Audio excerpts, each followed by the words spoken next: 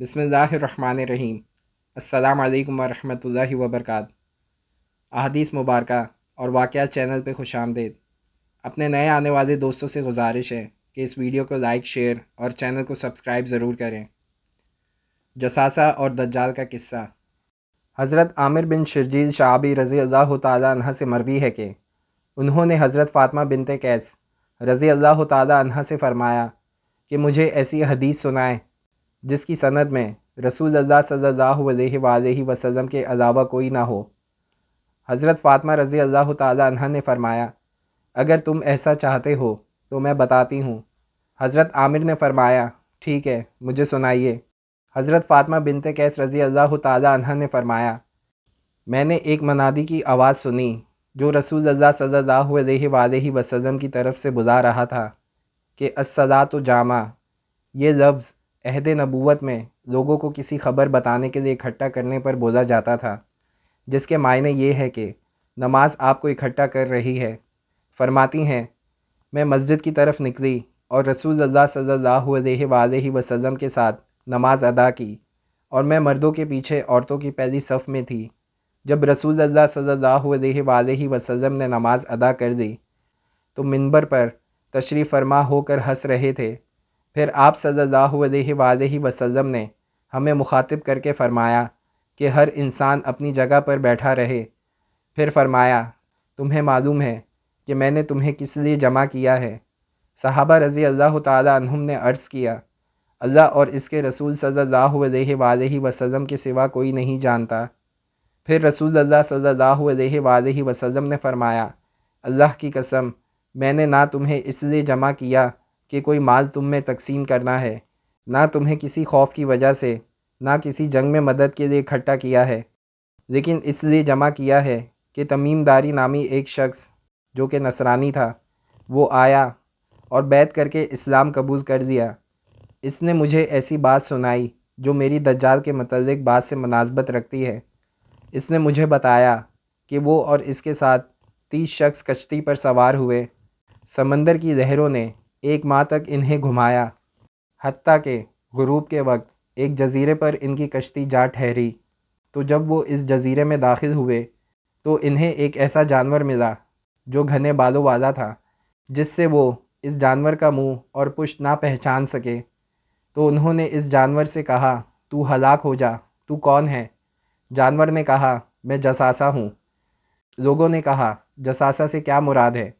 جانور نے کہا، تم اس آدمی کے پاس اندر جاؤ جو وہاں عبادت میں مصروف ہے، کیونکہ وہ تمہاری خبر جاننے کے لیے بہت مشتاق ہے۔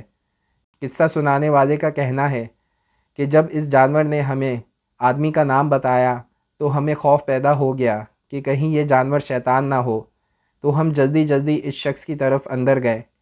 تو ہم نے ایک بڑی جسامت والا انسان دیکھا جو زنجیروں میں خوب جکڑا ہوا تھا، اور اس کے دونوں ہاتھ گردن سے بندھے ہوئے تھے۔ اس کے گھٹنے اور ٹخنے لوہے سے بندھے ہوئے تھے۔ ہم نے اس سے کہا، ہلاک ہو جا، تو کون ہے؟ اس نے جواب دیا، میں تمہیں اپنی خبر بتاتا ہوں، لیکن پہلے تم بتاؤ کہ تم کون ہو۔ قصہ سنانے والا کہتا ہے کہ ہم نے اسے جواب دیا کہ ہم اہل عرب میں سے ہیں، اور ہم ایک کشتی پر سوار تھے، تو سمندروں کی لہروں نے ایک ماہ کے بعد اتفاقاً ہمیں یہاں پہنچا دیا۔ تو پھر ہم تمہارے اس جزیرے میں داخل ہوئے، تو ہمیں ایک گھنے بالوں والا جانور ملا جس کے گھنے بالوں کی وجہ سے منہ اور پشت کو نہیں پہچانا جا سکتا تھا۔ تو ہم نے اسے کہا، تو ہلاک ہو جا، تو کون ہے؟ اس جانور نے بتایا کہ میں جساسہ ہوں۔ ہم نے اس سے پوچھا، جساسہ سے کیا مراد ہے؟ جانور نے کہا، اندر اس شخص کے پاس جاؤ کہ وہ تمہاری خبر کے لیے مشتاق ہے۔ تو ہم جلدی جلدی تمہارے پاس آ گئے، اور ہم میں یہ خوف پیدا ہوا کہ شاید وہ شیطان ہے۔ اس آدمی نے پوچھا، مجھے بیسان کے علاقے کی کھجوروں کے درخت کے بارے میں بتاؤ۔ بیسان ملک اردن میں واقع ہے، جو طبریائی سمندر کے جنوب مغرب کی جانب واقع ہے۔ ہم نے اس سے پوچھا، تم اس بارے میں کیا خبر جاننا چاہتے ہو؟ اس نے کہا کہ کیا اس علاقے میں کھجور کے درخت پھل دیتے ہیں؟ ہم نے اسے کہا، جی ہاں۔ اس نے کہا، ایسا وقت قریب آنے والا ہے کہ وہ درخت پھل نہ دیں گے۔ پھر اس نے کہا کہ مجھے طبریائی کے سمندر کے بارے میں بتاؤ۔ ہم نے پوچھا، تم اس کے متعلق کیا جاننا چاہتے ہو؟ اس نے کہا، کیا اس سمندر میں پانی موجود ہے؟ ہم نے جواب دیا کہ وہ سمندر پانی سے بھرا ہوا ہے۔ اس نے کہا، ایسا وقت قریب آنے والا ہے کہ اس کا پانی ختم ہو جائے گا۔ پھر اس نے پوچھا، مجھے زغر کے چشمے کے متعلق بتاؤ۔ علامہ ابن اسیر غزر کے معنی میں لکھتے ہیں کہ وہ شام میں ایک چشمہ ہے۔ ہم نے پوچھا کہ تو اس کے متعلق کیا جاننا چاہتا ہے؟ اس نے کہا کہ اس چشمے میں پانی جاری ہے، اور کیا اس کے علاقے کے لوگ اس کے پانی کو زراعت میں استعمال کرتے ہیں؟ ہم نے کہا، جی ہاں، اس میں تو بہت پانی ہے۔ اس علاقے کے لوگ زراعت میں اس کے پانی کو استعمال کرتے ہیں۔ اس نے کہا، مجھے امیین کے نبی کے بارے میں بتاؤ کہ انہوں نے کیا کیا۔ ہم نے کہا کہ وہ نبی مکہ سے ہجرت کر کے مدینے میں ہیں۔ اس نے کہا، کیا اہل عرب نے اس کے خلاف جنگ لڑی ہے؟ ہم نے کہا، جی ہاں۔ اس نے کہا، تو اس نبی نے اہل عرب کے ساتھ کیا کیا؟ ہم نے اسے بتایا کہ وہ اپنے ارد گرد کے اہل عرب پر غالب آ گیا اور انہوں نے اس کی پیروی کی۔ اس نے کہا، کیا واقعی ایسا ہو چکا ہے؟ ہم نے کہا، جی ہاں۔ اس نے کہا، واقعی اہل عرب نے اس نبی کی تابع داری کر کے درست کیا، اور اب میں تمہیں اپنی خبر بتاتا ہوں۔ میں مسیح ہوں، اور ایسا وقت قریب آنے والا ہے کہ مجھے نکلنے کی اجازت مل جائے گی، اور میں نکل کر 40 راتوں میں پوری دنیا طے کروں گا۔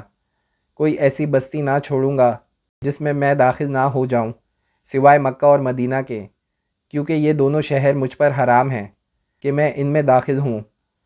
جب بھی میں ان شہروں میں داخلے کی کوشش کروں گا تو تلوار اٹھائے ہوئے فرشتے میرے سامنے آ جائیں گے اور مجھے روکیں گے، اور مدینہ کے ہر راستے پر فرشتہ پہرا دیں گے۔ پھر حضرت فاطمہ بنت قیس رضی اللہ تعالی عنہا، جو کہ حدیث کی راوی ہیں، فرماتی ہیں کہ رسول اللہ صلی اللہ علیہ وآلہ وسلم نے اپنی لاٹھی سے منبر کو بجایا اور فرمایا، یہ طیبہ ہے، یہ طیبہ ہے، یہ طیبہ ہے، یعنی مدینہ منورہ۔ لوگوں نے عرض کیا، جی ہاں یا رسول اللہ۔ پھر رسول اللہ صلی اللہ علیہ وآلہ وسلم نے فرمایا کہ مجھے تمیم کی بات پسند آئی کہ اس کی بات میری بات جو میں تمہیں دجال کے متعلق بتاتا تھا اس سے مناسبت رکھتی ہے۔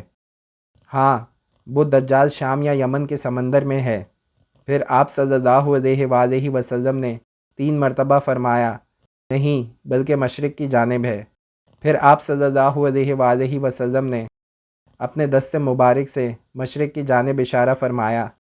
مشرق ہمارے آج کے زمانے میں ایران اور عراق کی زمین کو کہتے ہیں۔